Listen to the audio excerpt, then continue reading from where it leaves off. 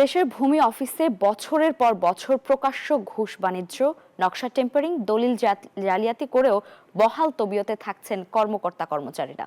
অভিযুক্তরা বলছেন, অফিসের পিয়ন থেকে ঊর্ধ্বতন কর্মকর্তারা পদ অনুযায়ী টাকার ভাগ বাটোয়ারা পাওয়ায় একে অপরকে শাস্তির হাত থেকে বাঁচাতে মরিয়া থাকেন তারা।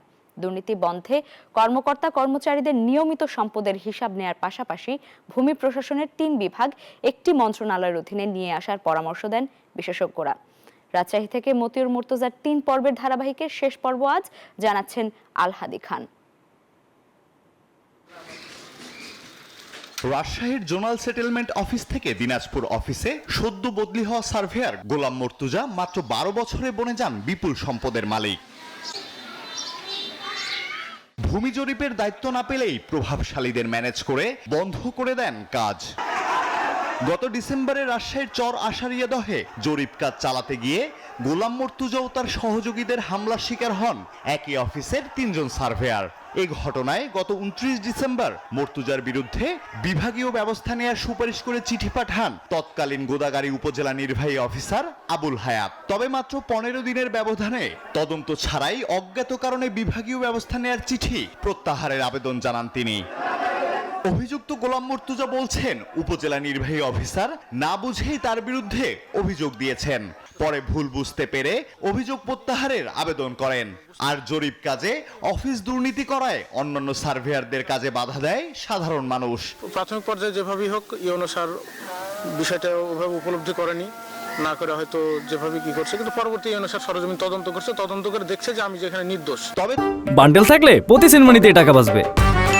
বিকাশ সেনমানি বান্ডেল কিনে জিতুন প্রতি লেনদেনে। তৎকালীন উপজেলা নির্বাহী অফিসার আবুল হায়াত বলছেন, সার্ভেয়ার মুর্তজার অপরাধের প্রমাণ পেয়ে ব্যবস্থা নেয়ার সুপারিশ করা হলেও পরে স্থানীয় চেয়ারম্যানের সুপারিশে তা প্রত্যাহারের আবেদন করা হয়। তো এই সার্ভেয়ারকে আবার রক্ষা করার জন্য স্থানীয় চেয়ারম্যান এবং আদার্স যে পিপুল আছে তারা যখন আমার কাছে আবেদন করে, এই আবেদনও আবার ঊর্ধ্বতন কর্তৃপক্ষ বরাবর পাঠিয়েছি।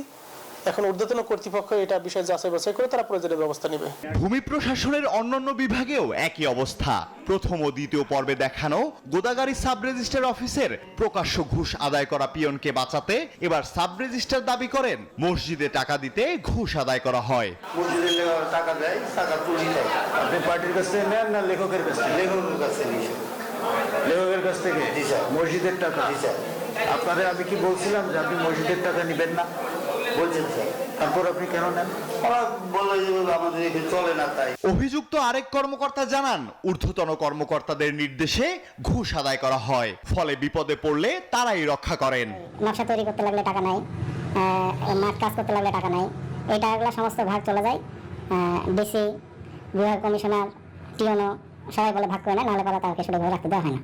তবে চেইন করাপশনের অভিযোগের ব্যাপারে বারবার যোগাযোগ করা হলেও কথা বলতে রাজি হননি জেলা প্রশাসক, জোনাল সেটেলমেন্ট অফিসার সহ ঊর্ধ্বতন কর্মকর্তারা।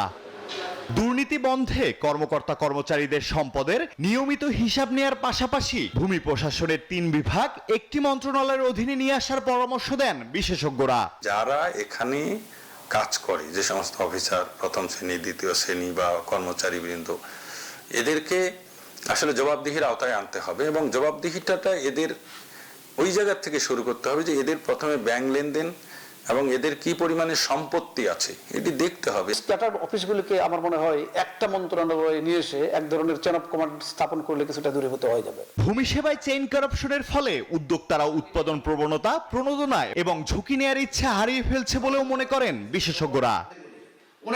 আলহাদি খান, ডেস্ক রিপোর্ট, নিউজ 24।